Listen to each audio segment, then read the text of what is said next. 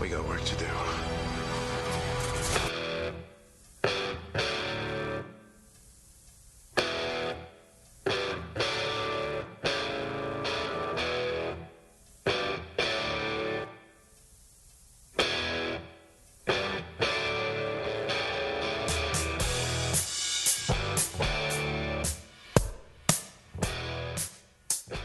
Welcome to Highway to Hell, a supernatural podcast. I'm Christine, And I'm Kristen. and today we're talking about Season 5, Episode 17? Yes, Yes. 99 Problems, but a bitch ain't one. I was just about to You add have that. to! You have to, yeah. Um, Yeah, I finish it in my head every time. do we know why it's called 99 Problems? No, but it's funny because after watching this a second time, I was like, okay, well, they got 99 problems and a bitch is one, for show. Yeah, she is. Oh, wait, but I just actually found it on the Supernatural Wiki. This is the 99th episode of Supernatural. Oh, smart. Yeah. Yeah, Yeah. every episode is a new problem. That's true. That's absolutely true. Monster of the week type of thing, for Yeah. sure. Um, Yeah. What did you think overall? I liked this one surprisingly. And I say surprisingly because we've talked about this before. I usually don't like these like episodes that are stuck in this one town and all of a sudden, Mm, something's attacking the town and the townspeople are coming up, and carrying arms and fighting against these demons or whatever they may be. And I usually don't like those types of episodes. We've had really bad examples of them in the past. And I think this is yeah. a good example of one. It makes sense with the apocalypse and everything. And I loved this concept of like heaven and hell and all of those influences touching townspeople now, regular people, and not just Sam and Dean. Yeah, I agree. I liked it too. I didn't love it, but there were parts of it that I actually loved. And Hmm. um and overall, yeah, it was good and definitely much better than the ones we've seen before where it's like they're holed up in a town with the townies and I don't know. Yeah. It made more sense for sure. Hmm. Um Yeah. so let me see. I've got the Supernatural wiki description for those who need it. It just deals with the very beginning of it. But it says, outnumbered by demons, Sam and Dean are saved at the last minute by a hunter and his very religious townspeople, all of them aware of the apocalypse and trained to kill demons.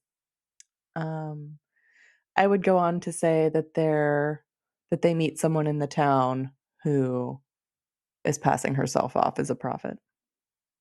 Yeah. Yeah, that would add a little bit more context to it. I know, and that's the reason why, like, because I had read that description and I was like, what? I don't remember this one because it's not really very informative of what the episode is as a whole. It's just saying this is what happens in the beginning, And pretty it's like much. the very first scene that's like a minute long, Yeah. 2 minutes, 3 minutes. Yeah. So That's it's all it's not describing. very, yeah, it's not indicative of like the actual episode at all. Yeah. But that's okay. That's what this one is. With the prophet, quote unquote. This one was directed by Charles Beeson.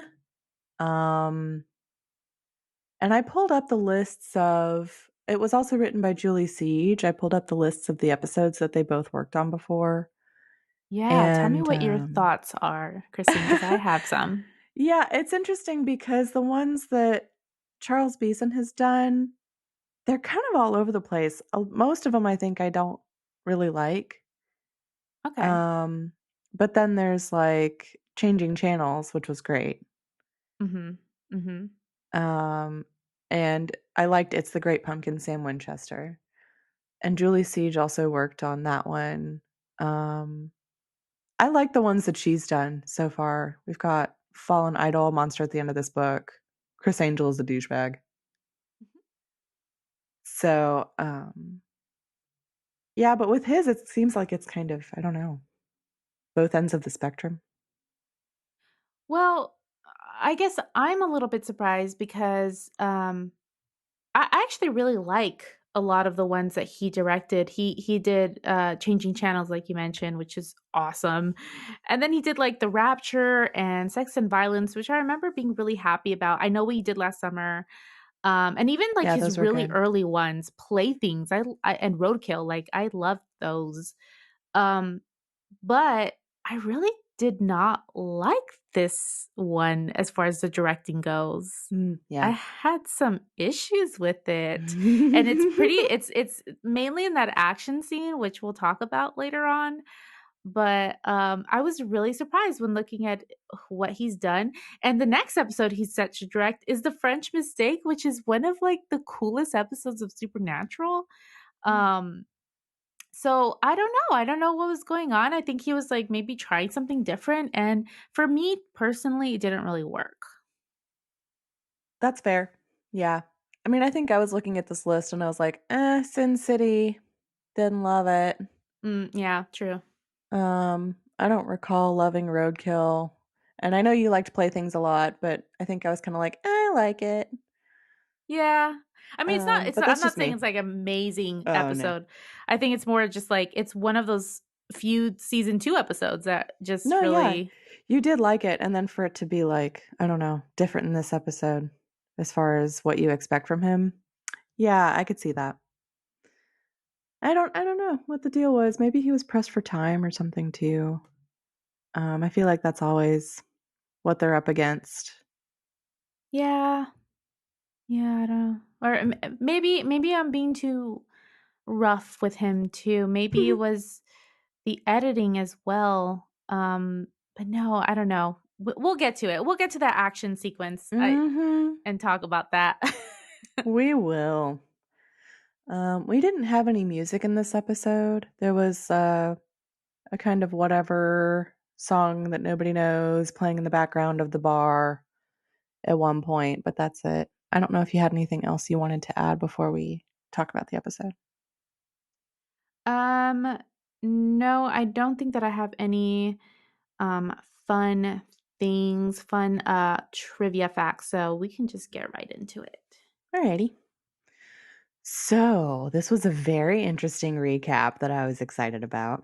As Oh soon as it yeah. starts, we see Lisa. Yeah, what the hell? Who's What this the lady? hell? We haven't seen her since season 2? I don't know. When was the last time? It's been a while. But he's thought about her since then. We know that Yeah. she has still been in the back of Dean's mind this whole time. So we see her in the recap and also Joshua telling Sam and Dean that God's not going to interfere with this situation anymore, basically, like it's not his problem. Mhm. And then Sam and Dean talking about it, and Sam saying, we have to keep going. We'll find a way to stop this. And that's the recap. Um, Yep. Thoughts so far? No, just I Okay. was as excited about Lisa and surprised. I didn't remember that we get a little glimpse of her in this episode or in season 5. Yeah. It's short lived, but it's really good. Yeah. So, first scene, Dean is flooring it. They're in the Impala, and he is clearly like running from something. And then in the passenger seat is Sam, and he's hurt and he's bloody. And Dean says, I've never seen that many. And then he turns a corner really sharply, and there's a roadblock. The road is completely blocked off by this huge gate that's on fire. So they stop the Impala, and then suddenly these hands like punch through the Impala windows and start pulling Dean and Sam out. And then suddenly these people pull up on a red truck, this like old red truck that's like painted on the sides, and it's got this water tank in the back. And over this loudspeaker, this man says an exorcism, like incantation, and they spray these demons with the holy water on the back of the truck. And the demons are exorcised, and they save Sam and Dean, and they get out of the Impala, and they're like, what the hell is going on? Yeah, who are you? Yeah. And they ask who they are, and the man with the loudspeaker says, "We're the Sacrament Lutheran Militia." Oh Dean's my like, god. "Excuse me?" And he says, "Hate to tell you this, but those were demons, and this is the apocalypse. So buckle up." And they just look at each Yeah. other like, "What the hell is happening?" Yeah, we know they're fucking demons, bitch. Who the fuck are you? Yeah, welcome to our life. So then they start talking to these guys. That was the title card. We get the title card then. And then we come back and they start talking to them. And instead of like really explaining, they just offer to take Sam and Dean back to their town. So they follow them back. And when they pull into town, it's surrounded by a fence and barbed wire and patrols, guys with guns just hanging out by the entrance. And they pull up to the church that's right by the entrance, and there's a devil's trap out on the front sidewalk in front of the church. And it's just so bizarre. Like, what are all these people doing with their secrets? Yeah, they're out in the open. It's also just very um what's the word I'm looking for? I don't know, just it's very intimidating because these men are out there Mm, with like big machine guns. yeah. They're it kind of reminds me if you've ever traveled to like Italy or Mexico, there's just like armed guards everywhere. It's Mhm. very intimidating. It's very different than what we see here in the US. And so it it's scary. It's like what the hell? Like what's going on here? Yeah, totally. They get out of the truck and the Impala and they go up to the church. And inside, there's a wedding being performed. And they're like, "What? A wedding?" And this guy behind them who was in the truck, he was like, "Yeah, there's been 8 so far this week." So then after the wedding, they're standing outside and the preacher comes out and introduces himself. And I caught his name later. I didn't catch it then, but his name is David Gideon. And he tells Sam and Dean that he doesn't know why the demons are there. So, but then he offers to like take them inside and show them what's happening. And Dean's like, "You're a preacher?" And he's like, "Yeah, not what you expected." And he's like, "Dude, you're packing." He's wearing this like gun on the outside of his pants. Yep. Uh. Um And side note, like just a little tiny tangent. This city, this town is going through this apocalypse, and because of that, there's all these people falling in love, and like these are the last times we need to get married and all of that. And there have, in real life and present day where we're all quarantined, um, there have been all these memes of like, oh God, in 9 months, all of these quarantine or coronavirus children, babies are going to be born, right? Yes. And then there's this been I know I've been joking around with you, like, oh, who's gonna be the first person to name their baby after the coronavirus? Well, it's happened, Christine. I don't even know if I shared this with you, Oh my god. but two twins, or obviously two twins, but twins were born recently, and one of their names is Corona, the other one is COVID. Stop it. I'm not even That is kidding. so mean.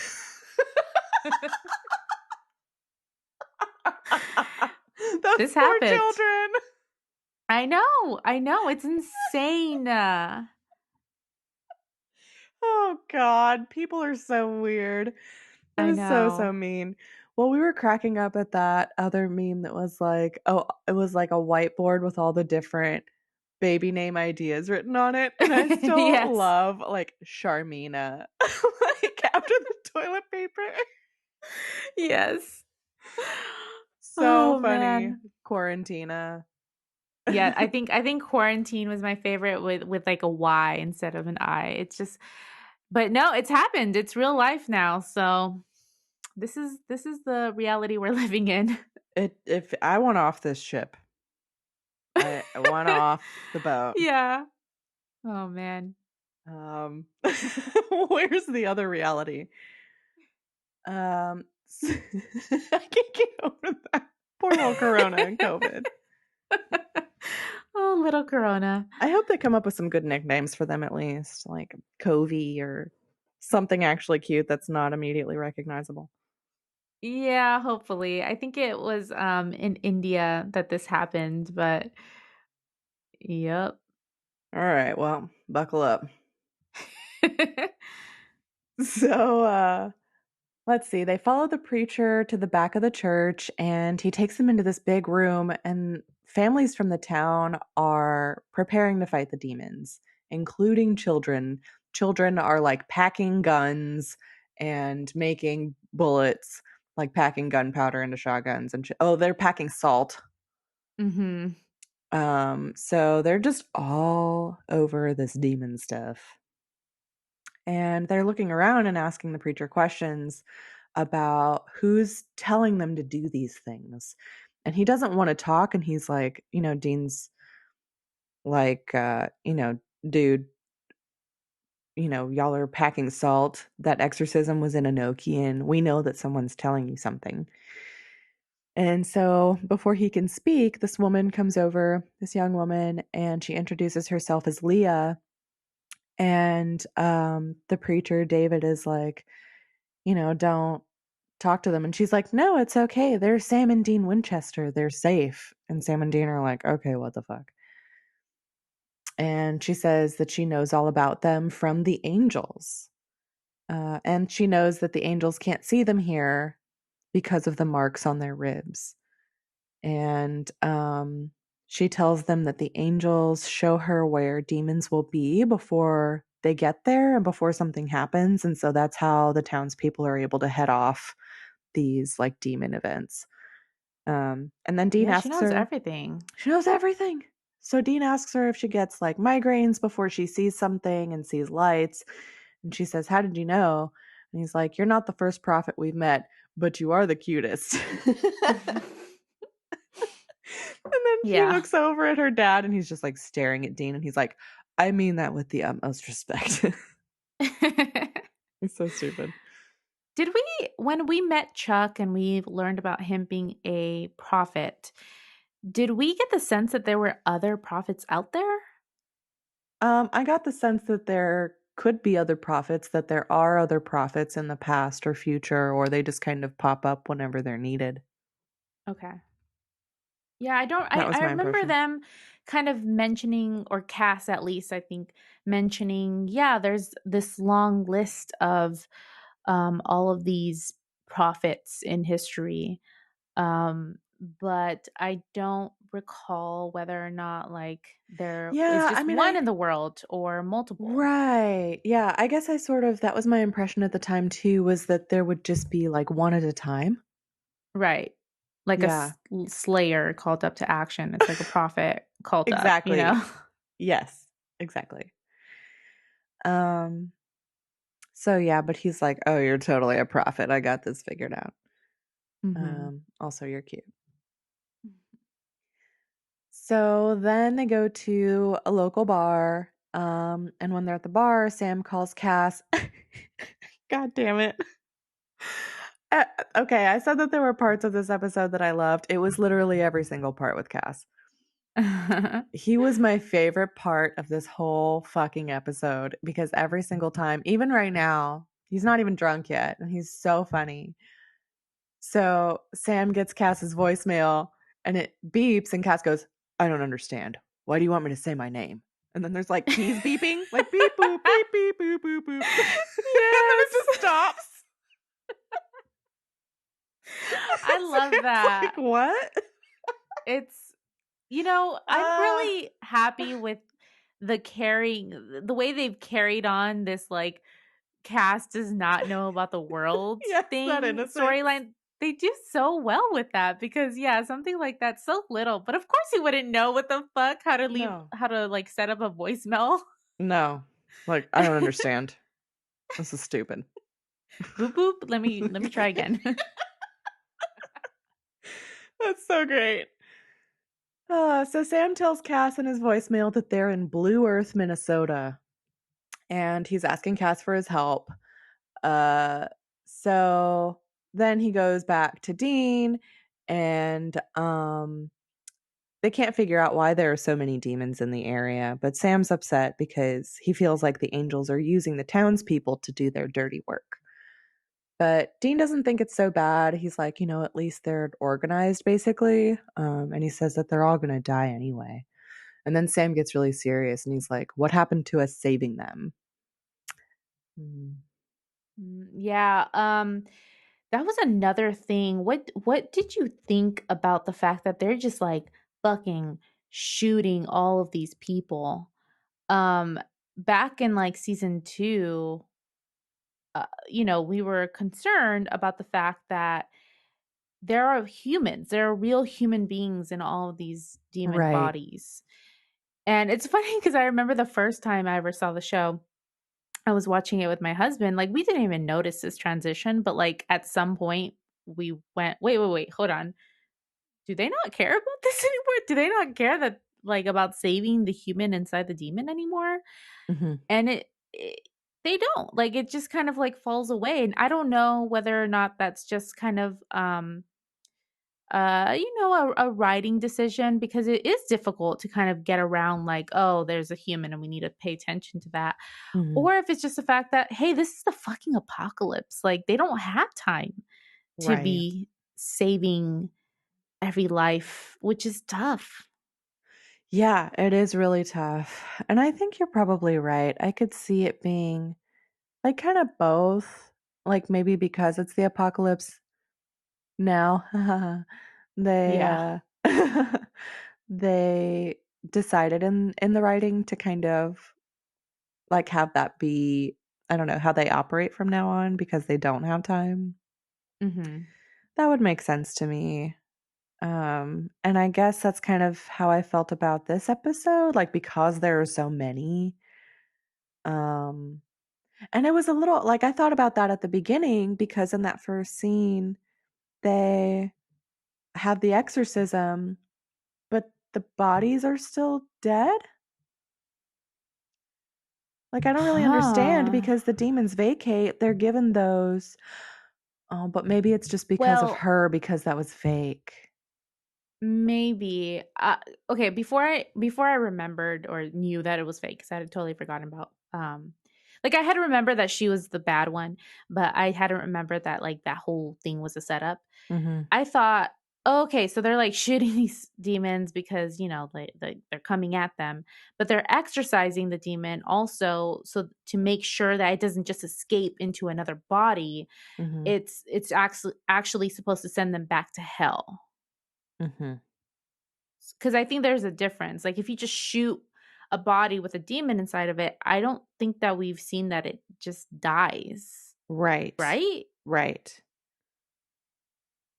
Or would it, because there's salt in the bullet? No, I don't think so. I think you're right. I don't think they die.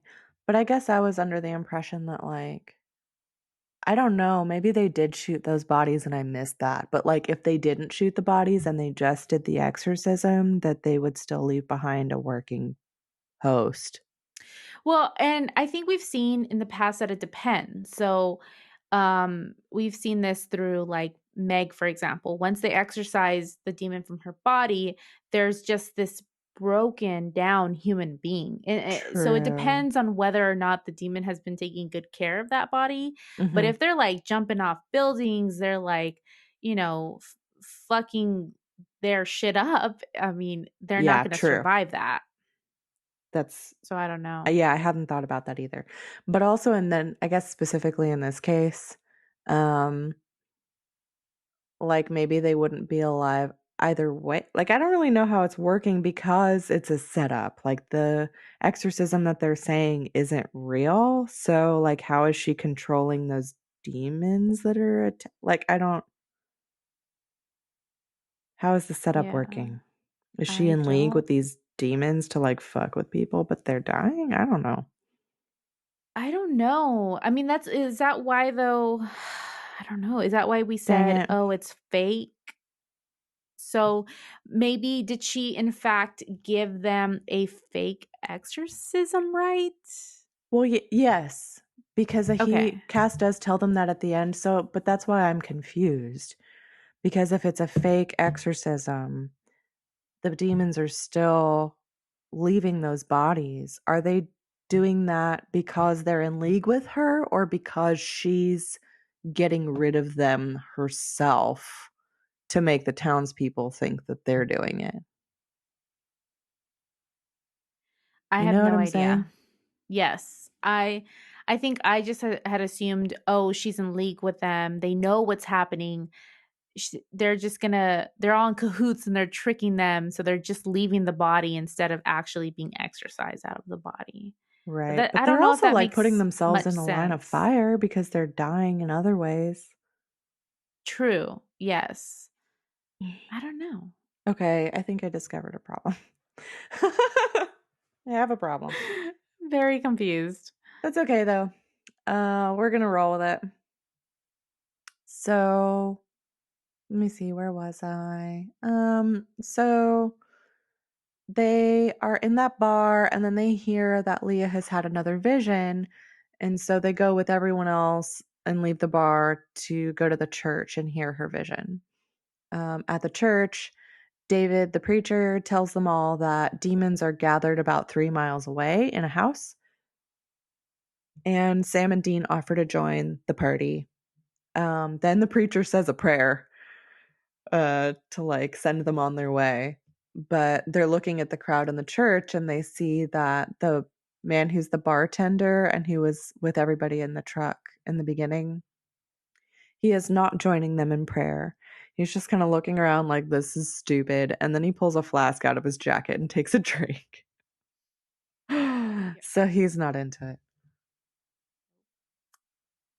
So then they leave and go to this house, and it's Sam and Dean and the preacher and a bunch of townies, the bartender, and they all have guns and they're ambushing the house.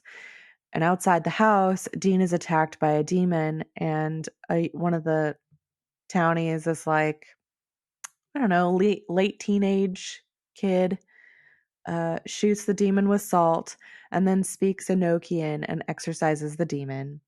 Then all the fighting starts. People break into the house and start shooting demons. And the townies are super helpful. I started counting the second time I was watching. It was at least 10 demons that they took down altogether. It was quite a bit, and I'm Hmm. surprised that Supernatural Wiki doesn't have a count on their page just because they usually do that. But yeah, it was a lot that were going down. Hmm. And wasn't there like some badass music playing or something at this time? Is this when the music was playing? Do you recall? No, this wasn't like an actual song, I don't think. Okay. I think I just remember it was like dun dun like like Some just badass score. we're badasses, we're killing demons. A Yeah, team. that. Yeah. Um, but yeah, this was kind of where like I didn't really enjoy the directing because we had a lot of like shots where it was like from an angle, so like a demon would go down and the camera would like go down with them on the floor, and so it was doing a lot of like this type of action sequence directing that was supposed to feel really what's the word I'm looking for, energetic, Yeah. and um kind of trying to move with them as they moved, but I felt like it was more distracting from the actual action sequence and really close up, so like there were moments where you couldn't really tell exactly completely what was going on because it's like the camera is just on like the torso, and above of like Sam, for example, and he's like kicking some demon's ass. But like I would have preferred a more wider shot where I could see him actually kick ass. Yes, I totally see what you're saying, and I agree. It was not, I wasn't seeing what I wanted to see. Like, it didn't really flow because it didn't make Yeah. sense. Yeah. So that's my only gripe. I know it's so particular, um, No, I get it. but I would have really liked that. And that really bothers me sometimes in fight scenes. I think it bothered me a little bit this time, but didn't like totally get on my nerves. But I sympathize and have to sneeze.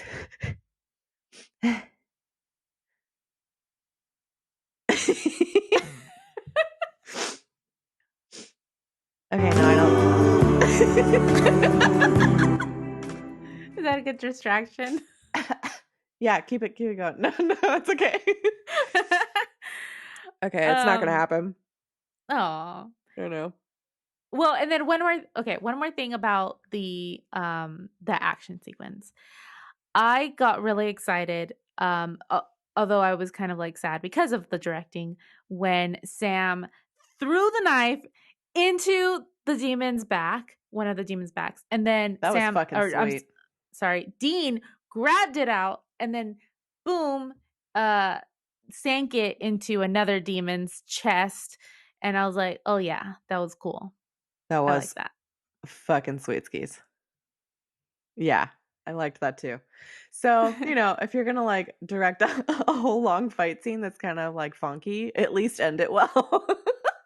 Yeah, and they did. So Yeah. there you go. Yep. Yeah, that was really awesome. So they kill all the demons. The group is leaving the house. And Sam turns to Dean and he's like, "Well, I guess that's what it's like." And he's like, "What do you mean?" He's like, "Having backup." Yeah, it's kinda Yeah. nice for them. Mhm. And then so as they're leaving and they're gonna drive away, the teenage kid who saved Dean comes over and asks if he can ride back with them. And they say sure. So the other group is like, "All right, see y'all," and they take off. And then as they're leaving, um, Dean's like, "Hey, you saved my ass twice already. One more time and you can drive."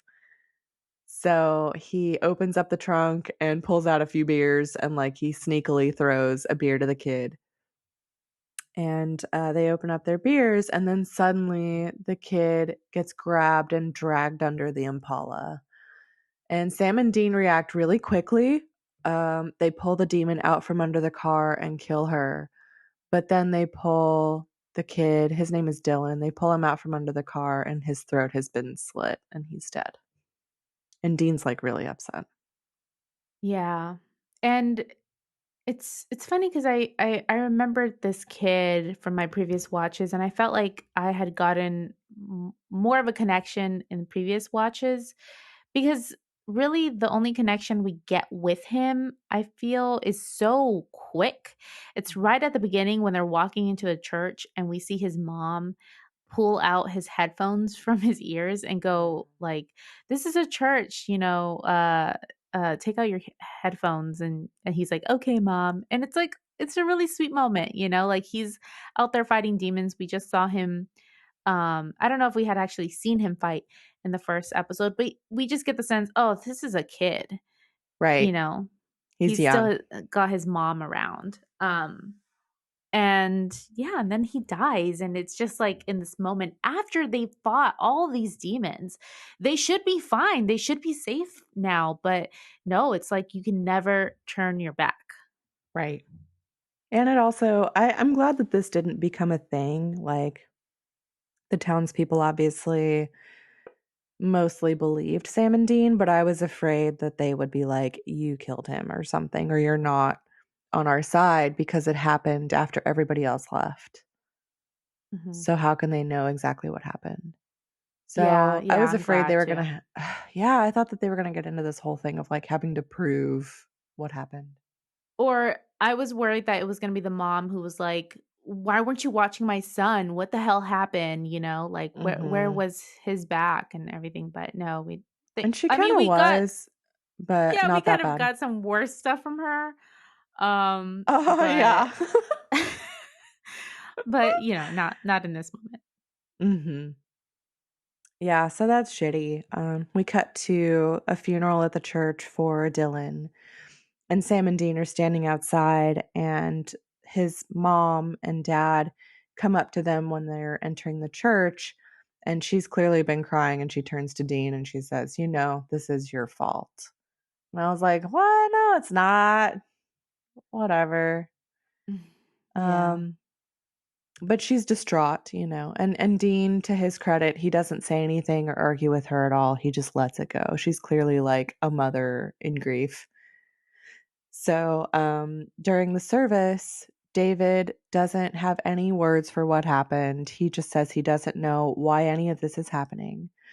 And while he's talking, Leah falls. She's in the front row and she falls on the ground, twitching, and she has another vision. And she's like, "It's Dylan. He's going to come back." And then she stands up and tells Dylan's parents that they will see him again on the final day of judgment. She says that they have all been chosen by the angels to have paradise on earth, but they have to follow the angels' commandments to get that. Okay. Yeah. So watching this for the first time, what did you think of Leah? Did you suspect her at all? Yes. Yeah, she seems a little shady to you. Yeah, she's a shady bitch. Yeah, I didn't, I don't know, because, and I didn't really fully buy the prophet thing either. Like, I heard Dean say that, but I was kind of like, okay, but who made you an expert? You know? True. Yeah. He didn't even know it existed until just Yeah. recently. And you don't know them all. Like, Cass would know, someone who's actually like from heaven or whatever would know, but you haven't been through, I don't know. He's just not the prophet expert here. Um, so yeah, I don't know. I was suspicious from the beginning. Um, I mean, I felt like maybe she had some kind of like line to the angels or something, but was being used in some way. Like, I just didn't believe that she was, you know, as Dean says, on the level. Yeah. Yeah. So let me see. They leave the church after she says that they have to follow the angel's commandments. And Sam's like ticking them off on his hand. He's like, okay, so no drinking, no gambling, no premarital sex. Dean, they just outlawed like 90% of your personality. And he's like, and you're cool with that? And Dean's like, no, I'm not. I'm not cool with it. Like, it sucks, but it's not my call. And he's like, hey, I'll catch up with you. So he leaves Sam and goes back in there. And he goes to the back of the church and finds Leah like laying on a couch. She's obviously got a headache and she's like holding her head. And so he goes in to talk to her and he asks her if she's on the level about paradise. He wants to know what the angels are telling her. And she says that they've told her that there's going to be a prize fight and that we will win. And then the planet will be handed over to the chosen and it will be peaceful. Like, no wars, no monsters, just being with the people you love. And he's like really disillusioned. And he's like, it must be nice being chosen. And she's like, well, Dean, you're chosen too. And he's like, uh huh, yeah, thanks. I it's funny because like first off, Dean is kind of double checking Leah to see how much she actually does know. Or I wasn't sure if he was actually checking you know, does she actually what's being told to her, so like even though I had totally forgotten or I had kind of remembered, okay, Leah, this is a shady bitch, I had actually thought, oh, is Zachariah behind this, are Mm-hmm. angels actually behind Leah and kind of giving her false information. Right. um but it's interesting, Dean hearing this, he totally doesn't believe it. I mean, we've seen him in the last episode that he is, like you said, disillusioned. He's done with it. He's like, there's no hope anymore. God is not going to help us. So yeah, why is he supposed to believe this girl in saying there's going to be peace for everybody? It's bonkers. It's crazy, and it's I don't know. It's interesting that he doesn't I don't get the sense that he believes her at all at this point. Yeah, I was trying to decide too. Like, does he actually believe her? Siri, nobody That asked you. I know, what the fuck? Butt out. That was creepy.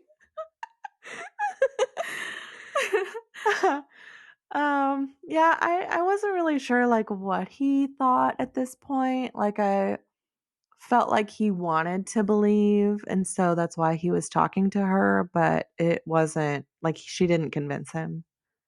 Mm-mm. And probably why he was like, "Okay, I need to investigate this a little bit more." I gotta go.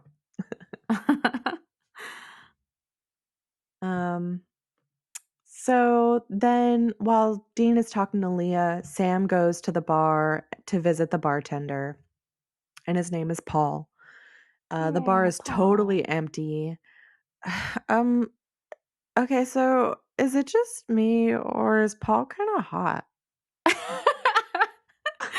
Yeah, Paul's totally hot. Right? Yeah. He closed in on his face, and I was like, "Oh, wait, he's cute." That's so funny you say that because as soon as I saw him, I was like, "Oh yeah, I remember this guy. He's hot." Okay, just making sure we're on the same page. Totally. He's got kind of a Benjamin Bratt kind of feel to him, and I Oh, totally he dig it. totally does. Right? Yes. I That is love so him. funny. Which surprisingly, okay, I just looked him up. He's from Canada. I would have Oh, guessed that he's, a little Latin, but no, he's not. Or maybe maybe he's he of could Latin be. descent. He was just born in Canada. Are there Canadian Latinos? I have no idea. He's one of like five. Yeah. Oh, that's funny. Okay, I just wanted to make sure that we all agreed. Um, Yes. yeah, the bar is completely empty. Whereas before, at the beginning of the episode, when Sam and Dean were there, it was popping. There were a bunch of people there. They're all getting drunk. It was like party every day because it's the apocalypse. And now that the angels have said that they can't drink, nobody's there. But Paul is there, and he serves Sam a drink, and he tells Sam that a bunch of the other townspeople aren't all about God either. Like they never were before. But since things changed, all of these visions from Leah and the apocalypse, they're all, quote, warriors of God. Ugh, I don't Yeah. like that. I don't I like that know. term at all. Get it away. And Paul says that if he dies, he's not going out a hypocrite, which is kind of cool. He's like, if I'm going down, I'm going down, honest, because Mhm. it hasn't been my thing, and I'm not going to change now just for this. Um, and so then he asks if Sam believes, and Sam says yes, he's a believer, but he thinks that God stopped caring a long time ago. Thought that was interesting. Yes. Well, I mean, Sam does have a little bit more insight than Paul does. Cuz yeah, it's all true, but it's all fucked up also. Yeah, it's kind of shitty. But yeah, it's so fascinating this entire conversation. I think it's fascinating that there's a bunch of people who did not believe and all of a sudden they do because of what's going on, maybe because of Leah, maybe because like they're seeing some sort of proof, right? Because of the demons and all of that. And I don't know. I don't know. I have a lot of personal thoughts on that that I don't think I'll go into, but I just thought it was really crazy the fact that yeah, they're not supposed to drink anymore. Even though this bar was popping like just the other day, yesterday, this morning, whatever whenever it was, Hmm. it just seems so like even if I was living in that moment and I was one of those townspeople, I feel like I would go, "Wait, what? Like, why didn't God or whatever tell us this 5 minutes ago or before when Leah first got this news? Why now? Like, what is so different now?" It just seems so contradictory. I don't know. It's just Yeah, so odd. I know. Yeah, I mean, that's getting into, some things I maybe uh, would criticize about. I mean, it's this whole other conversation, right? I think you're maybe trying to keep from going too far into that, and I appreciate that. But just as far as, um, so if your religion is telling you something, but common sense is telling you another or something, Right. Or just Yeah. kind of like saying, no, you blanket can't do this thing, and there's not really a reason given for it. Mhm. Um, Yes. why can't all these people question that? Yeah, and it gets even more dramatic later on, of course. I mean, this is just like just drinking, but um I don't know. What Yeah. Where's your it's free funny will, man? bec yeah, exactly. Are you a Sims character? Which even Sims characters have high free will, actually. They can do whatever the fuck they want unless you change the settings, but that's a whole Unless you another know how to podcast. hack that, and Kristen knows all about it. Um, so I know I'm just painting myself to be such a fucking nerd. I told side note, I told my boss recently that I love playing The Sims and he like looked at me and he was like, "What? Really?" Like just Really? like and I was like, "Yeah, I've been playing since fucking 1997 or whenever it first came out." I know it's like the nerdiest thing. It's kind of tough. It's like saying that you love Harry Potter back in, 2005. It's like completely embarrassing. One day people will understand, I think. Yeah, give it another 20 years. It'll come around. Right. But I was gonna say Paul was like, "Oh yeah, the apocalypse is good for business." And I don't know if you've seen the numbers, Christine, but I just read something about how in the US, online alcohol sales have gone up 237%, which, makes a lot of sense, Wow. right? Yeah, because, I don't know if liquor stores are actually open. I haven't They been out in the are. world. Well, there you go. You know all about it. I may have stocked up a little bit yesterday. Um, but I think it's like, oh fuck, what was the actual number of alcohol sales in general that has gone up? I think it was like some ridiculous number also. Not 237%, but like 57%, something like that. I don't know. But then it said Texas is leading the way in the US. Oh my god. We're all a bunch of alcoholics. Yeah, I was like, "Oh, I don't know what that's all about," but yeah, we're certainly What drinking like is the that apocalypse is about? here. I don't know. I don't know. Maybe is it because like, well, no, we're not the most populous state, right? No, Um, we're just yeah, I really wasn't big sure. land-wise. It's yeah, it takes forever to get somewhere, but I'm not sure if it's that or just we like to drink more over here. Who knows, man? That is Who so knows? interesting. I need Yeah, someone to do like a study on this. Like, I really do wonder why it's worse here. I don't know. yeah. But Just a bunch of sad cowboys. I don't know. Oh. I am actually currently drinking whiskey, which it does not happen. That dude, doesn't go happen. for I it. This is the first bottle of whiskey I've ever had in our house. It's very It's good. so Did I tell you that I tried to drink a beer the other day and I literally had 2 sips and I was, like, tipsy already. That's I'm great. just such a lightweight right now. That's good. It's cheaper that way. Yeah, I'm sure. You don't need as many beers. That's really funny. I do not have that luxury. Um, so anyway, enough about that. So Sam goes back to the motel room to see Dean, and he's kind of drunk. Like he sort of teeters in. It's really funny. Yeah. And Dean's like, "Where have you been?" He was like, "Drinking." And he says that he would have stayed out, but there's a curfew and it's past curfew. And he's kind of like, Yeah. "Isn't this all a bunch of bullshit, Dean? There's a curfew. Did you know that they completely shut down the cable and internet, any connection to the outside world?" And that really is like a legitimate concern. But it was also kind of funny because I felt like he was drinking with the bartender and they were both like, "Yeah, man, can you fucking believe this shit?" Yeah, I could picture them, like, talking about it all for sure. Yeah, and the bartender's just like wrapping him up into his, theories. Yeah, but that part really scared me. Yes, I it's mean, terrifying. as a townsperson, wouldn't you go, "That's kind of odd?"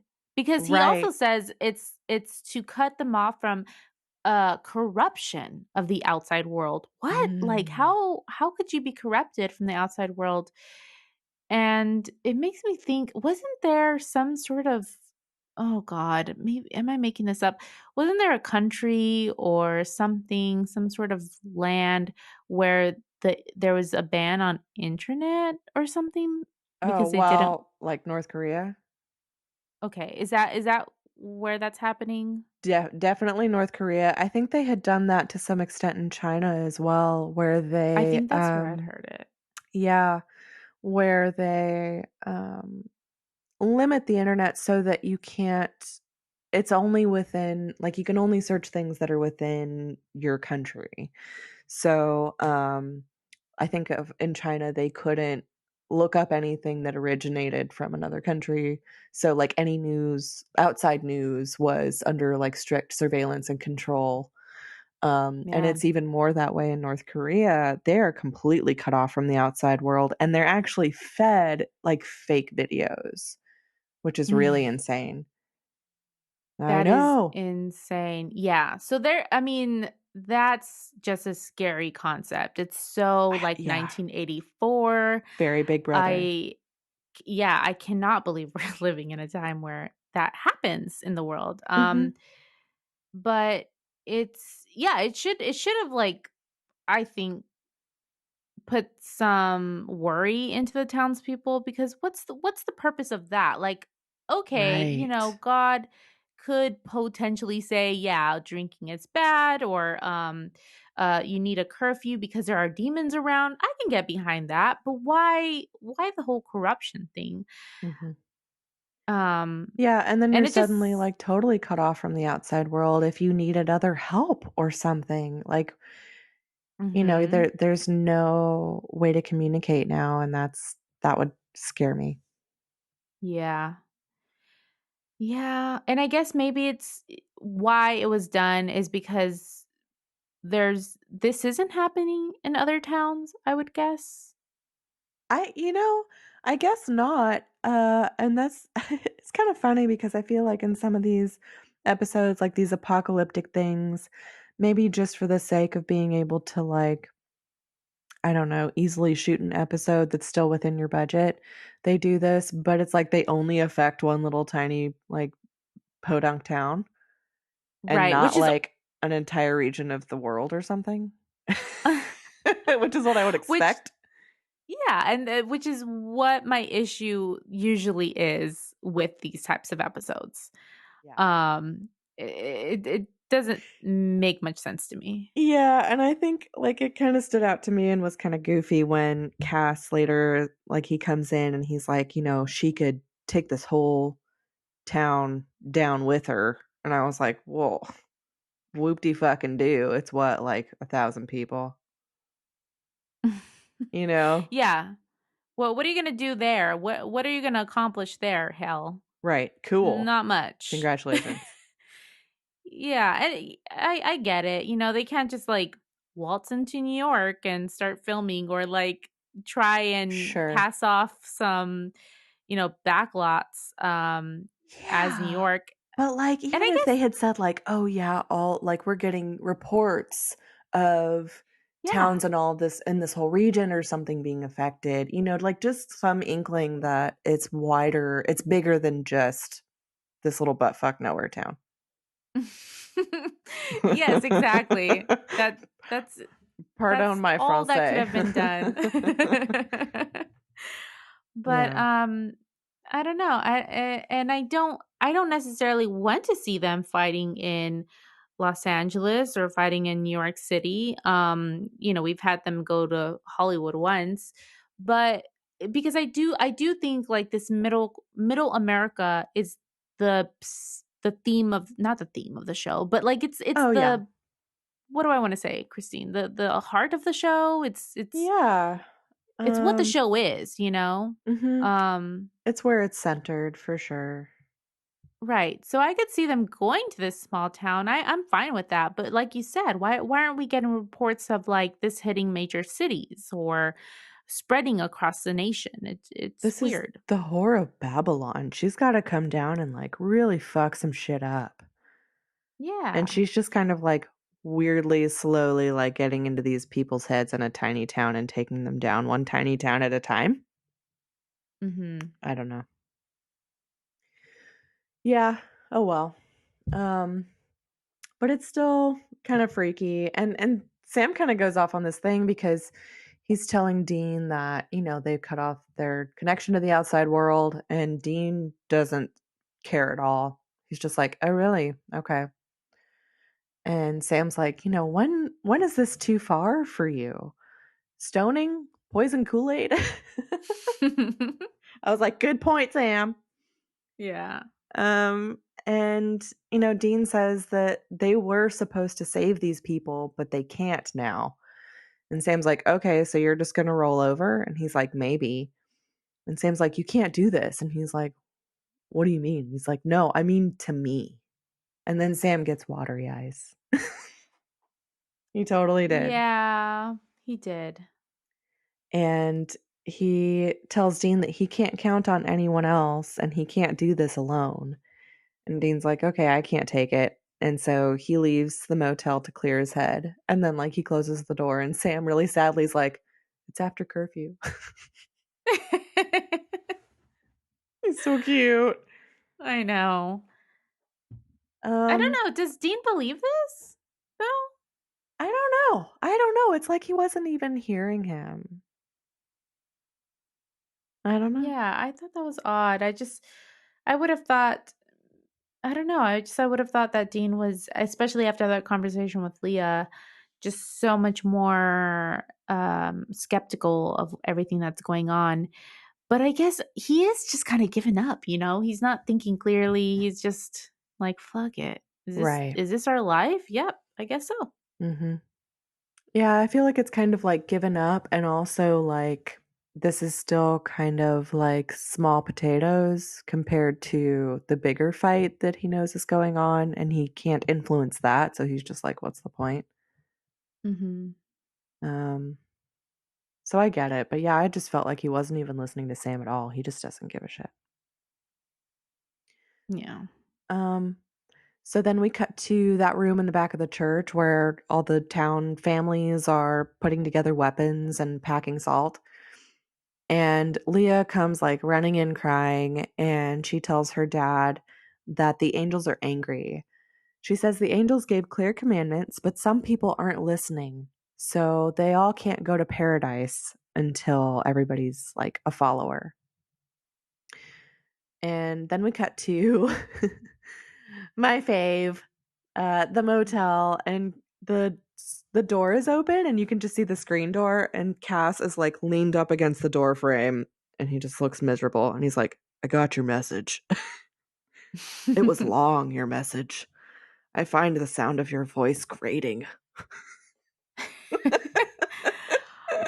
Yeah, we get some drunk as He's fuck so Cass.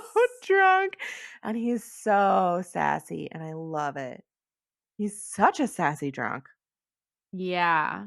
And Sam's like, "What's wrong with you?" Or he goes, "What happened to you?" And he goes, "I found a liquor store." And Sam's like, "And?" And he's like, "And I drank it." This made me ask a lot of questions. So, first off, I was surprised that like Cass could get drunk at all. You know, I know he's in a human body. Well, yeah, same. I guess he had to drink like the whole store. Right. So like okay, one he can get drunk but because his angel essence has made this body a little bit more I don't know, powerful and not susceptible, the Right. opposite of susceptible Right. um to things. He has to drink an entire liquor store in order to be drunk. Hmm. It reminded me of the Badass. burgers. Like he could just Oh. eat and eat and eat and eat and eat and not get full. Yeah, he has like a bottomless stomach. I wish that was a thing.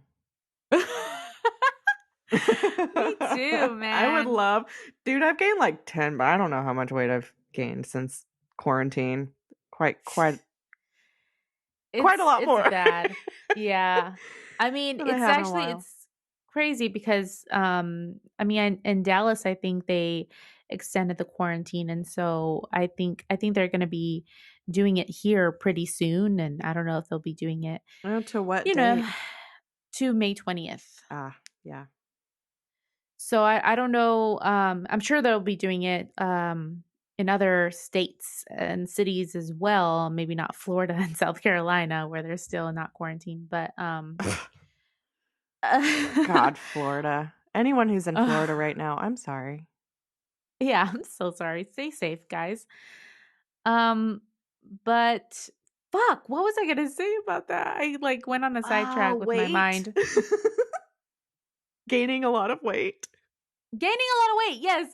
Oh, yeah, because I saw a meme and it was like, "Oh, I guess we don't have to worry about our hot summer body this year." And it's like, yeah, that's totally So true. true. Oh, fuck. All of our Cancun trips and, beach trips and all of that are pretty much canceled. That's I mean, until May, I guess, until June, Yeah, and they're really. probably not going to be allowing a lot of travel and stuff later anyway, too, even after that. Yeah, Summer's so canceled, everybody. summer, it's just don't worry about your hot summer bod, guys. Thank God. Yeah, thank goodness, because that's a lot of pressure with everything going And it's on. not going so good. No, it's not. I'm kind of on a downhill trend. Yeah, this downhill trend has been happening for like 10 years now, so It's just peaking. I was telling Kristen Oh. earlier, we did brave the store for the first time in a few weeks, a couple weeks actually, and are planning to not go back for some time. And so I went with like my gloves and my mask. And it was so stressful because it was pretty empty when we first got there. And then it started filling up and there were more people around. And every now and then somebody is just like completely oblivious and standing right next to you. And you're like, get the fuck away from me. And so it was just Yeah. very, very stressful. And I found myself getting a box of toaster strudel and some chocolate pudding snack packs. Things that I would never normally buy. I don't eat a lot of sugar because it's not good for me because it makes me gain weight. And here we are. I had some pudding earlier and it was really good. Hey, I mean, it's all good. But it's just funny, yeah, that I've had similar experiences. I mean, I haven't really been out of the house in more time than that. Yeah, Just because a because, baby. I've been cooped up with the baby and early reports made me like more nervous about really going out and all of that. And just maternity leave in general. I just fuck, like do I have to put on pants? Nope.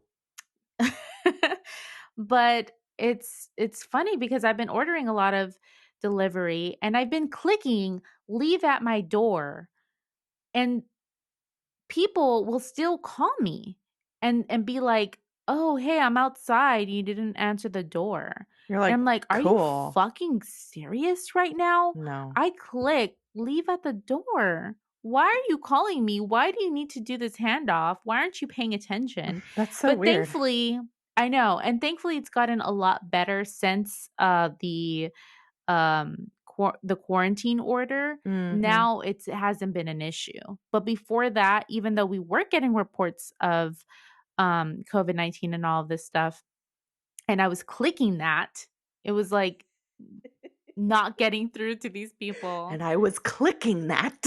I was clicking it, I was check marking it, god damn it. I made a selection. Yeah, it's been Oh, weird. So y'all can obviously tell like I am stress eating and drinking and I'm not even going to try and hide it because that's just the state of like hey man, reality whatever right now. gets you through the apocalypse. Yeah, it'll be fine. I'm slowly coming around to like eating healthy food and working out again. Like I have no excuse.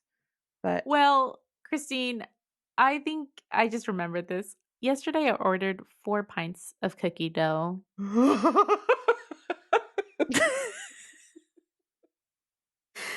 That should be coming in my mail pretty soon. We're going down That's together. that's yes. This Titanic ship is going down. We're going down like Jack and Look, Rose. guys, bringing a whole new meaning to we're all in this together. What we really mean is we're Oh all man. in this dessert aisle together. Mhm. And it's okay. So, so Cass is me in this episode. Um, and he drank an entire liquor store. And I I put in my notes like I love sassy Cass. It really speaks to me. So Mhm. Sam tells Cass that the angels are talking to a prophet here in the town, Leah Gideon, and Cass says that she's not a prophet. And Sam's like, "No, I'm pretty sure she is." And he's like, "I have all of the names of the prophets seared into my brain. Leah Gideon is not one of them." And Sam's like, "What? So what is she?" Yeah. Dun, dun, Um, dun. yeah. Then we cut to Dean, and he's on his walk at night, and he hears this fight break out, and it's in the bar. So he goes into the bar, and all the other townies, including Dylan's parents, are attacking Paul. And David the preacher is in the middle of them trying to break it up. And they're trying to make Paul leave because he's not a follower. So Leah called him out through the angels or whatever. Um, and then Paul tells them if they want him to leave, that they'll have to drag him out.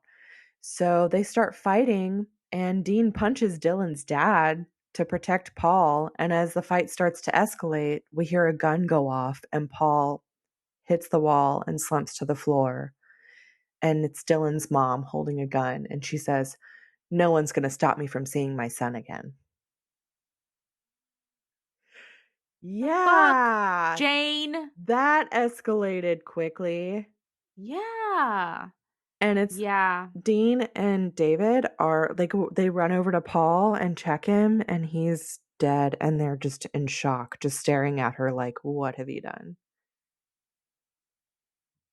It's crazy. And this is so hard. It's like I get it, she wants to see her son. She believes that's going to happen, Sure. but she just killed this man, this Right. There's no completely innocent justification guy. for that. Yeah. Yeah. Yeah, this completely innocent guy who just didn't wanna leave his bar. He's from there, he's from that town, that's his home. He just didn't wanna leave, and she shot him over something that somebody else is telling her? I don't know. So then Dean comes back to the motel in the morning, and he walks in, and he's kinda like shell shocked and has Paul's blood on his hands. And Sam asks what happened, and he tells him about it, and Cass says, "It's starting." And Dean looks over at Cass and he's like, "Where the hell have you been?" And Cass goes, "On a bender." He's like, "What? Did you just say on a bender?"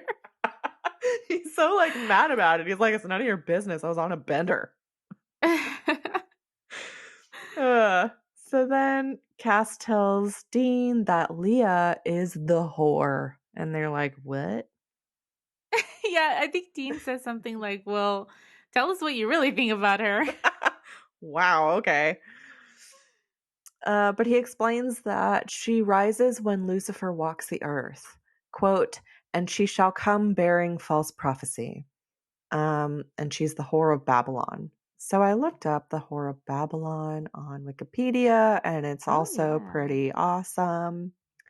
So the whore of Babylon, or Babylon the Great, is a symbolic female figure and is also a place of evil mentioned in the book of Revelation in the Bible. Her full title is stated in Revelation 17 as Mystery, Babylon the Great, the mother of prostitutes and abominations of the earth. Oh. It's pretty fucking sweet. It's kind of like Yeah. Daenerys's name, but like biblical. It totally is, yeah. um, and then I think there was something else on here that was interesting. The horror is associated with the Antichrist and the beast a revelation by connection with an equally evil kingdom. Oh, the word whore can also be translated metaphorically as, quote, idolatrous. Um, What? What does I don't know. I guess it That's was just an interesting. interpretation. Yeah, I thought so too. Okay, let me see. Because idolatrous, that just kind of makes me think that because I don't, blah, blah, blah. Idolatry is kind of like this idea of like multiple gods, right? Or like maybe not multiple gods, I'm sorry, but like multiple religious images, kind of like Catholicism, where we have like these multiple idols and saints and stuff like that, right? Right. Yeah, so I just looked that up and it's kind of like okay, so it says the worship of something or someone other than God as if it were God. So Yeah, yeah, yeah. you're right. It's like placing your faith in something other than God. Okay. So I would think like the Whore of Babylon is something specific to Christianity, which does not believe in like those saints and stuff like that, Mhm. I guess probably. she's Or, maybe it's part of other stuff as well. But yeah, the false prophet thing that's, kind of fits with that though. yeah, that's fascinating. Mhm. I also thought this was interesting because the information on here that I found,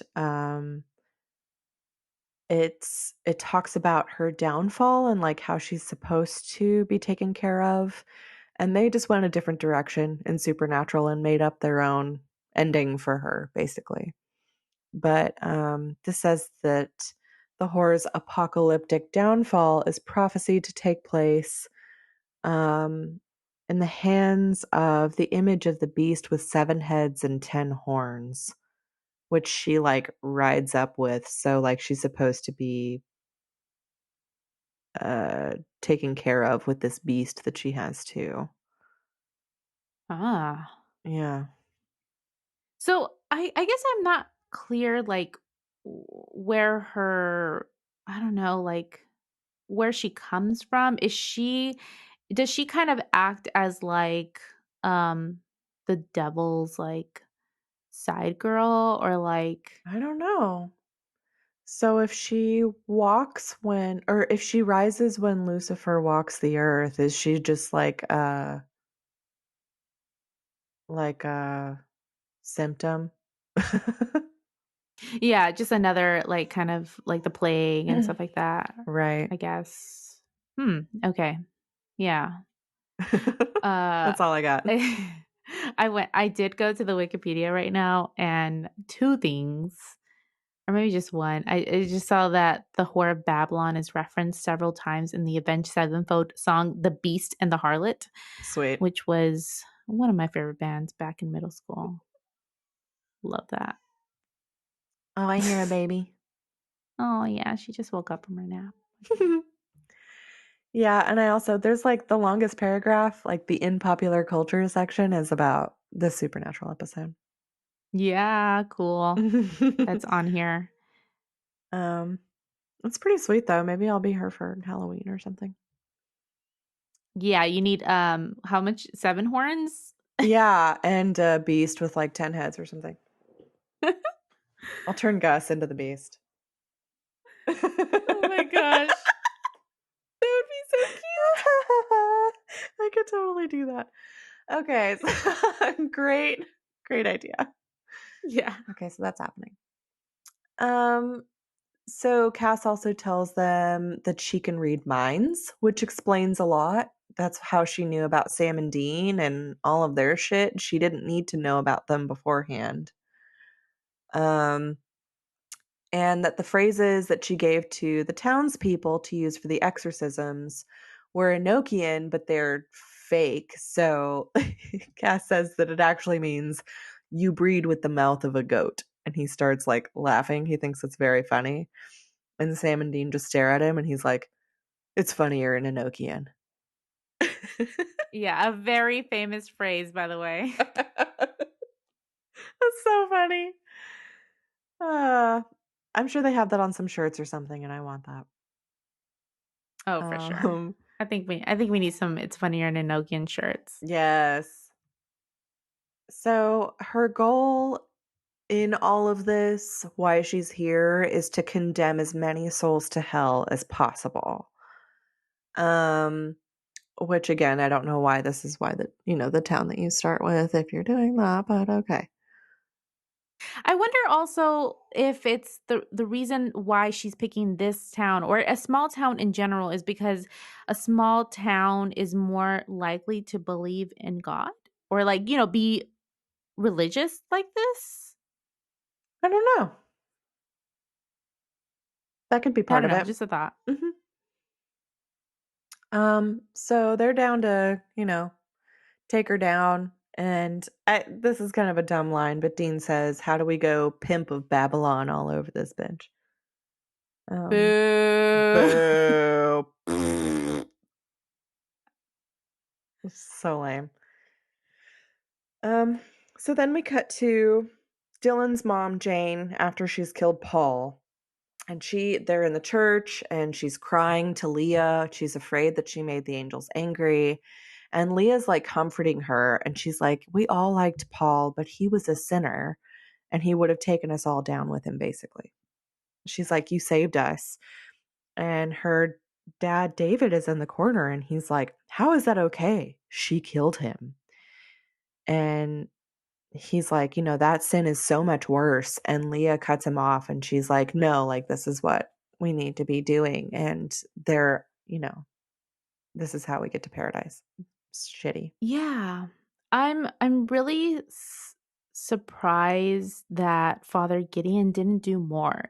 I feel like he's the acting leader of these townspeople. Hmm. And even though I don't know, it just felt like his leadership was just shaken in these moments because at first when we first are introduced to him, he seems like he has a handle on everything. He is really the one leading everyone. Hmm. And Leah comes up and she's just she's helping out. She is this prophet and all this.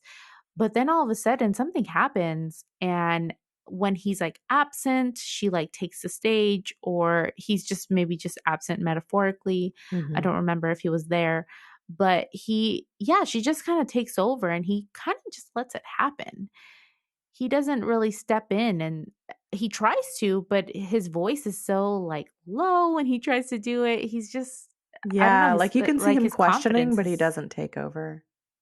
yes, exactly. And maybe it's because he's not sure what to believe, God quote unquote is supposedly saying all of these things to do this according to Leah.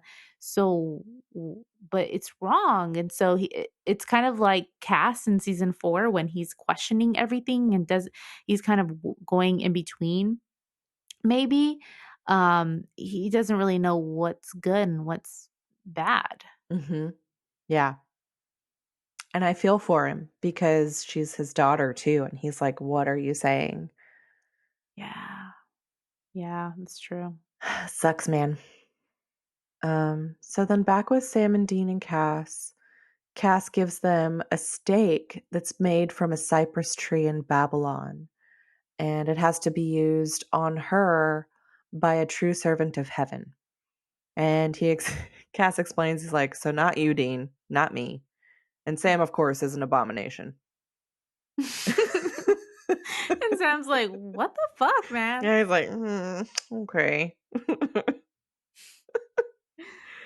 Uh, so, um, we cut back over to the church.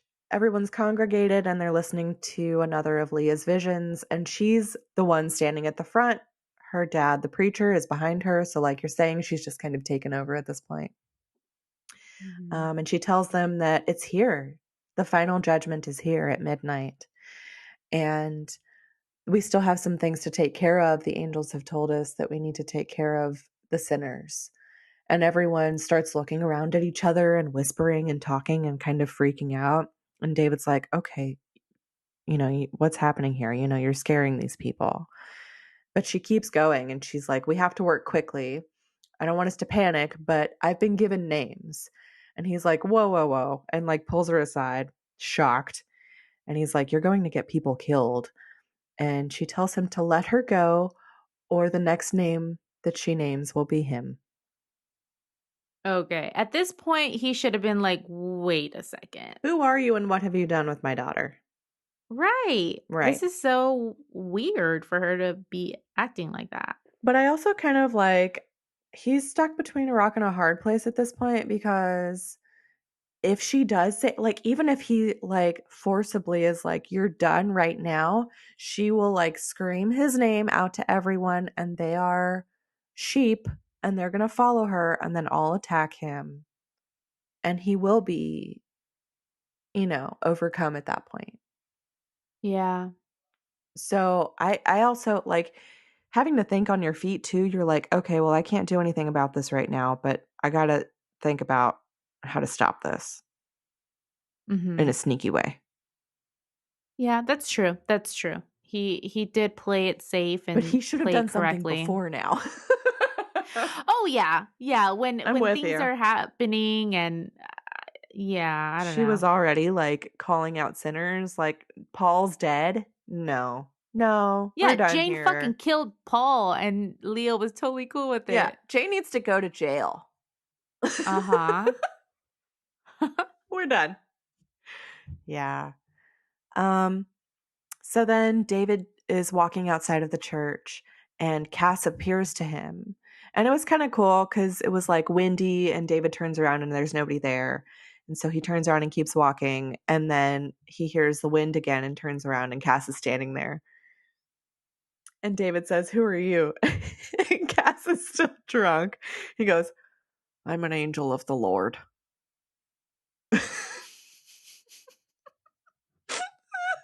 It's like Just so deadpan, doesn't yeah. care, kind of mad about it.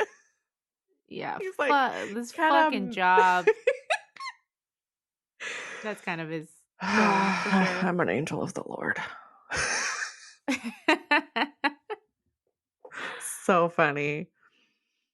So David's like, yeah, okay. And he turns around and walks away, but Cass puts his hand on his shoulder and transports him to the motel room, which is great. He's just, taking him for the ride.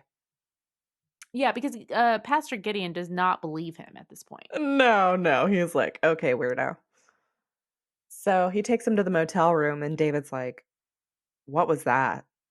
And Dean was like, he's an angel. He wasn't kidding. Welcome. So Sam and Dean tell him the truth about what Leah is and straight up ask for his help in killing her because he's a servant of heaven and they're not going to be able to do it. But, you can see obviously like what a huge thing this is for him. Like it's his daughter, but they're like, it's not your daughter. She killed your daughter probably weeks ago. And I know that this is a lot and it's hard for you, but this is what's actually happening. Mhm. And he accepts it as much as he can. Um, and so then we cut to outside the motel room, and Cass is like slumped over on a bench, and Dean's rummaging around in the Impala, and he tosses him a bottle of, it's like probably Advil. And he's like, "How much should I take?" And he's like, "You should probably just down the whole bottle." Yeah, if that's what it takes with liquor, then just Yeah. take the rest of the bottle. Yeah, a couple isn't gonna even take the edge off. So Dean tells Cass, he's like, I'm an expert on deadbeat dads, so I understand how you feel. And then Cass asks him, he's like, how do you manage it? Which is kind of sweet and sad. He's admitting like that's the problem. It is. Yeah, he's kind of opening up in this moment by Mm-hmm. showing that that is what's bothering him. Totally. And then Dean says, well, on a good day, you get to kill a whore. Very like Dean. Mm-hmm. Um, so the townies are rounding up the quote unquote sinners, and Leah tells them to put them into the storage unit at the back of the church. So they're rounding up all of these people that she's named and they put them in there. And once everyone is in there, Leah turns to Jane and she says, okay, get the kerosene. And Jane's like, there are kids in there.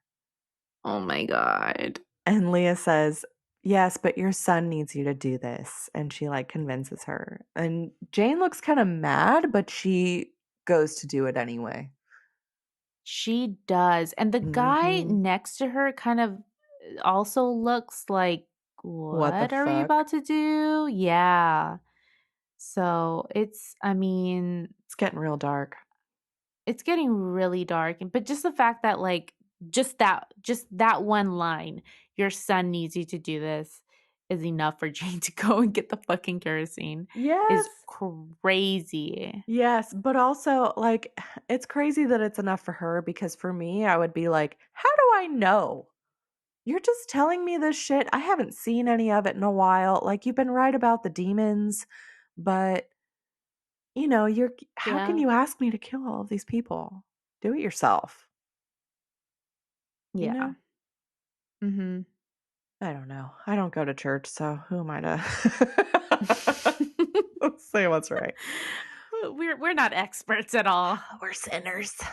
Um so she does it, she leaves, and then Leah goes into a room in the church by herself and she's alone and she looks at herself in a mirror and there's this quick like she kind of like looks to the left and there's this like monster face that comes out for a second and it's really creepy. Um and then Cass jumps out from behind the mirror and grabs her as pastor preacher Gideon comes out and starts to attack her with the stake. But then Leah says something in Enochian and it makes Cass let go of her. And she's like hurt him and he drops to the Mhm. ground. And she throws everyone else back with her powers and escapes from the room. And then Pastor Gideon runs after her and um, they run into that room with all the people and she tells all of them he's a demon. And so they start attacking him and get in between them. But then Sam and Dean come in and they start fighting everybody off, and it's just a whole hullabaloo. This is probably another scene where you were like, I can't tell what's happening. Yeah. But not as crazy as the other one. um, and then Leah jumps on Dean and takes him to the ground and starts strangling him. And he looks over and sees the cypress stake and tries to grab it. And she's like, oh, please. You think you're a servant of heaven? And she starts like talking shit to him. And she's like, it's the end of the world. And you're just going to sit back and let it happen.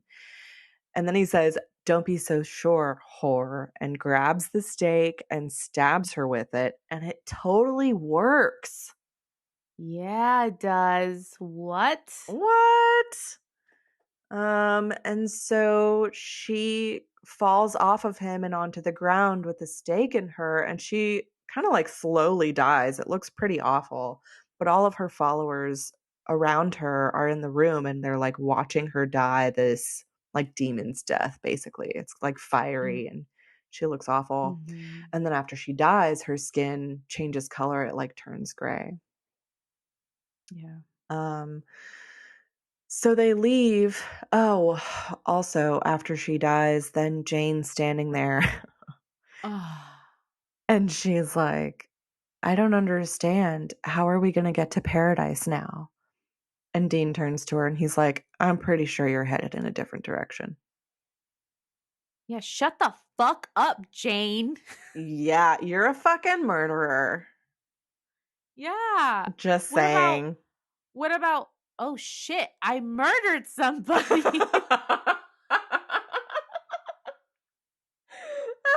You should really be scared now. Oh my god. Yeah, I fucking hated her so much. Oh, yeah. Well, talk about sheep. She's, Yes, bah. meh. For real You though. sheeple.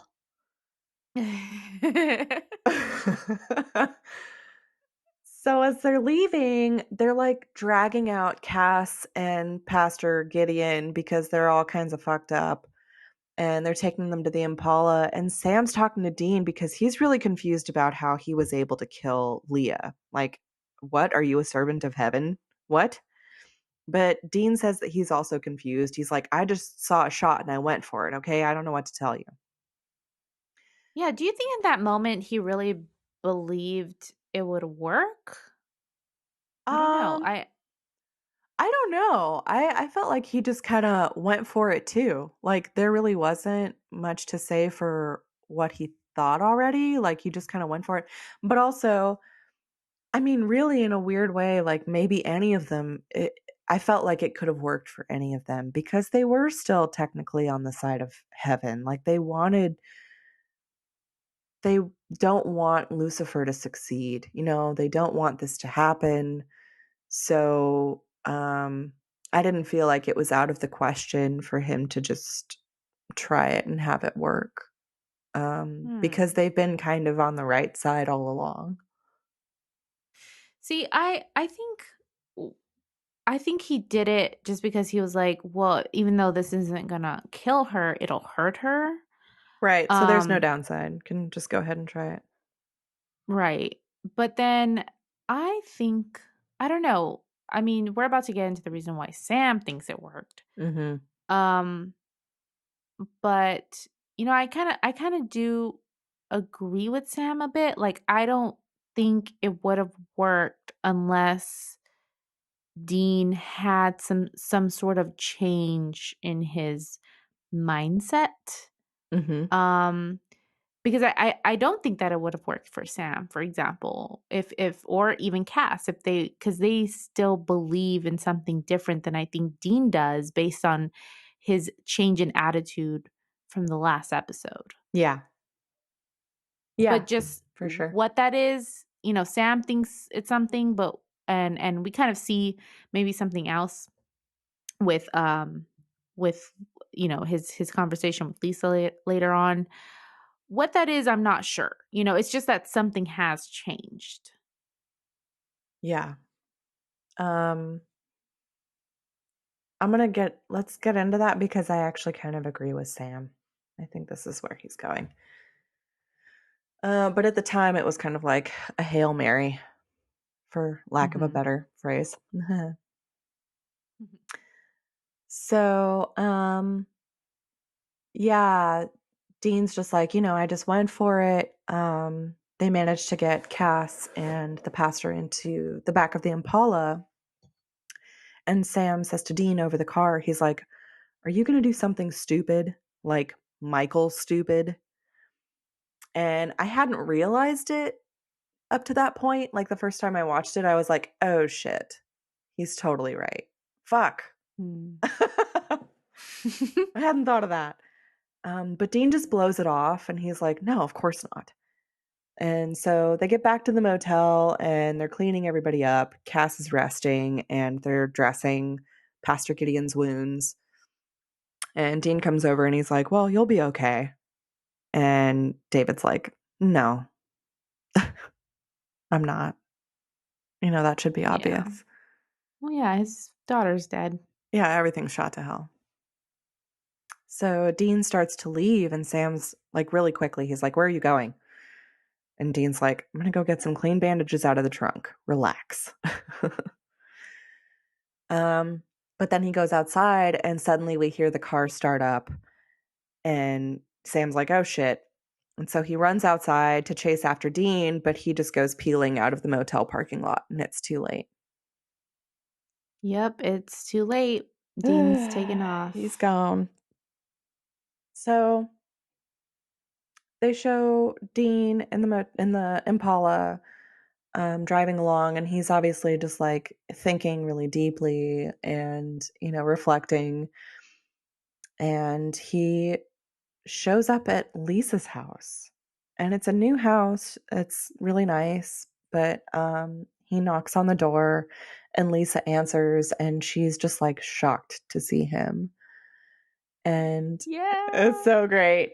And Dean asks about like how she's doing and how's Ben, and she's like, he's good. He's at baseball. And she asks if Dean is all right. And he just says, no, not really.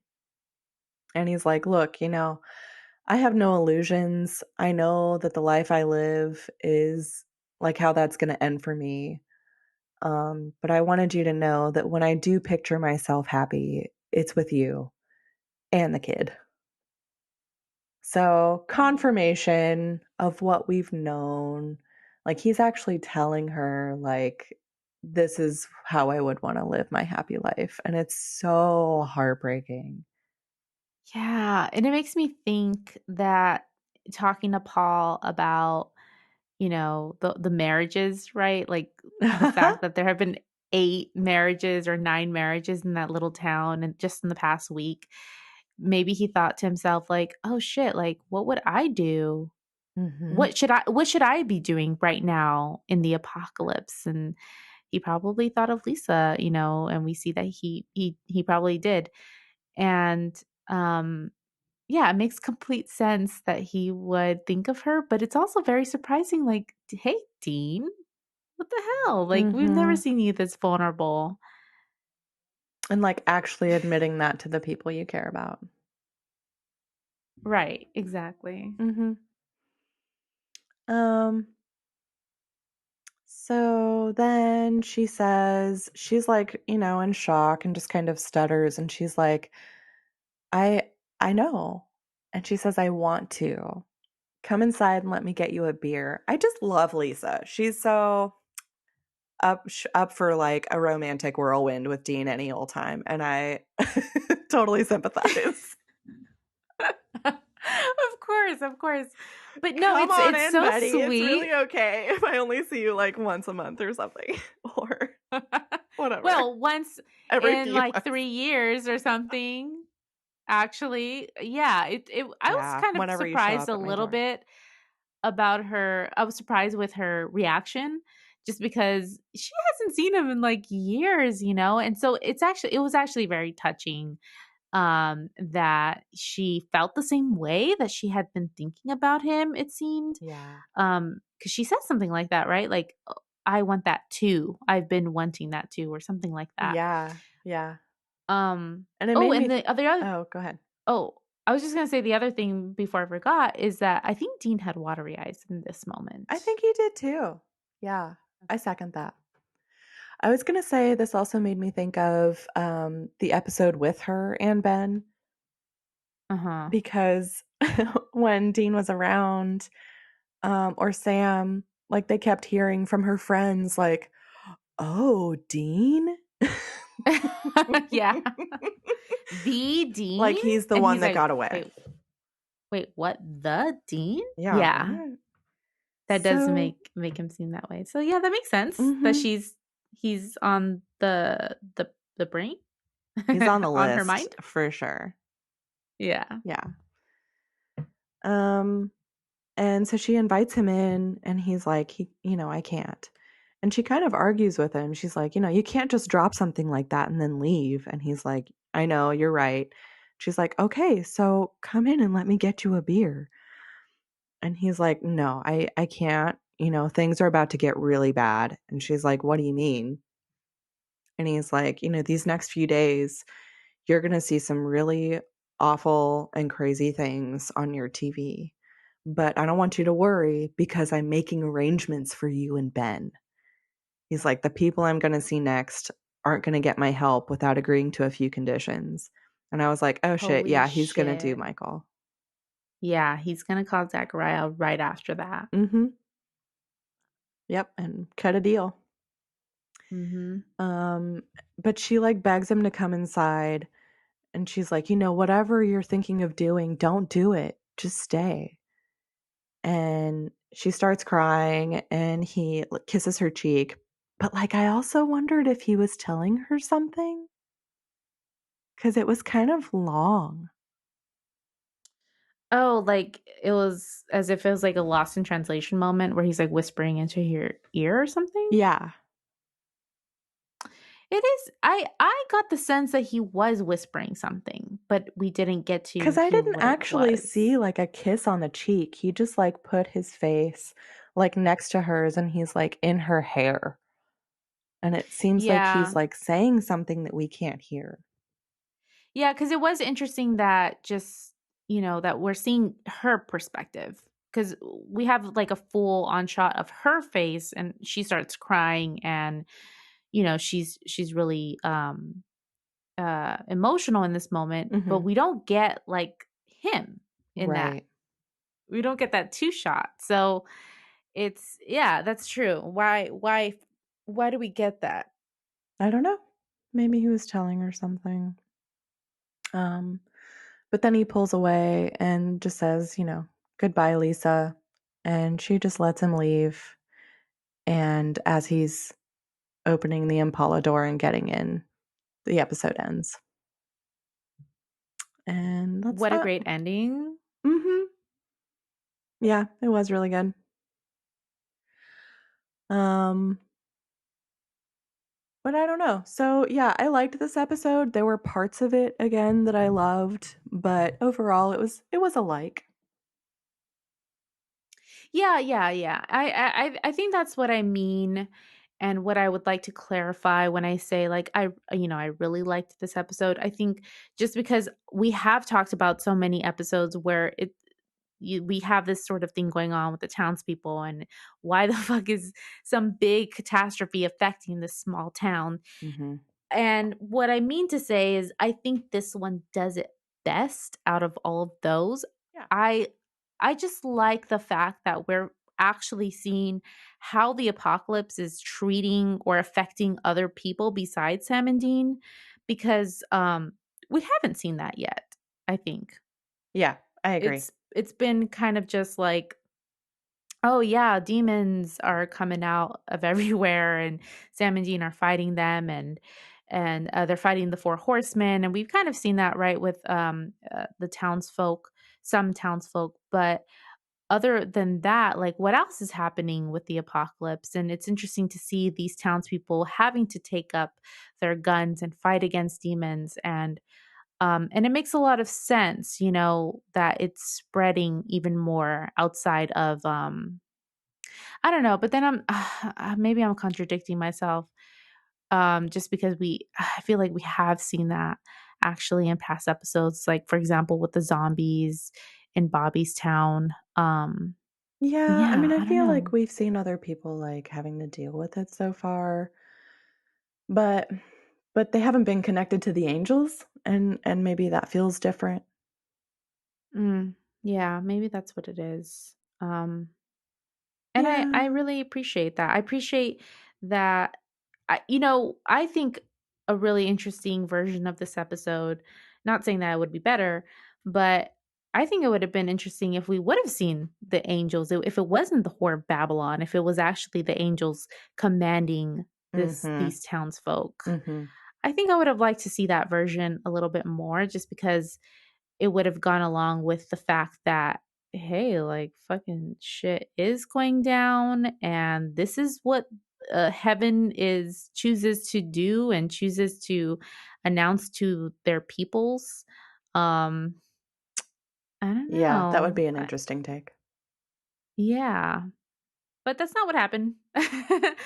And that's all to say, like, I liked this episode enough. I liked it more than those other ones that we've seen, but I don't love it. I don't think it's a really great episode. I don't think it's a great episode. I think it's an okay episode. I think it's good. Mhm. Yeah, I agree.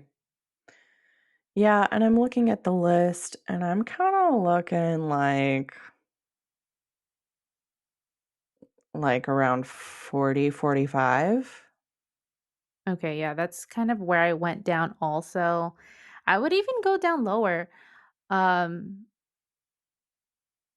like around 52, Mhm. like Yeah, cuz right that one's above Are You There, that. God? It's Me, Dean Winchester, and that was pretty good. Well, I think that's the one that I don't know. I didn't like that one. And maybe that was just me. But, Oh like, we've also god, but got then Swap Meet and Houses of the Holy is 50. Like, these are they're not bad episodes. no, they're not. They're not. Um yeah, I feel like I'm feeling it around there Okay, me too. personally. Yeah, because I feel like well, and we've got Ghost Phasers at 56. Yeah, so definitely between, like, 50 and 55, I guess. Mhm. Oh, and I Monster think I Movie think at I liked 57. Dang. Like, why did we put it so low? Well, I mean, it kind of like still fits with some of these, but like the one that we're talking about, like it's not,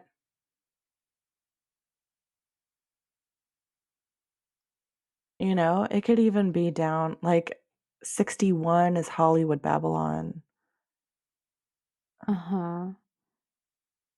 It could be kind of like anywhere from 50 to 60, I feel like. Yeah.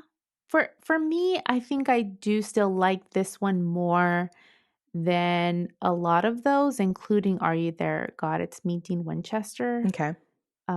What a title. That's tough to say, to keep on repeating. Um, so that's kind of why I see it there. I obviously I love Ghostbusters more and Monster Movie more. I think they're a lot more rewatchable. Mhm.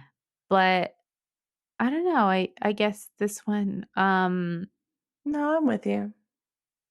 Okay, good because I wasn't gonna finish that sentence. I got you. I wasn't gonna be able to finish it.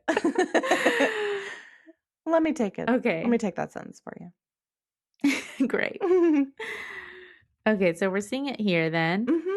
Yeah, as the new 52. Right above that is Swap Meet, and below that is Are You There, Goddess Meeting Winchester.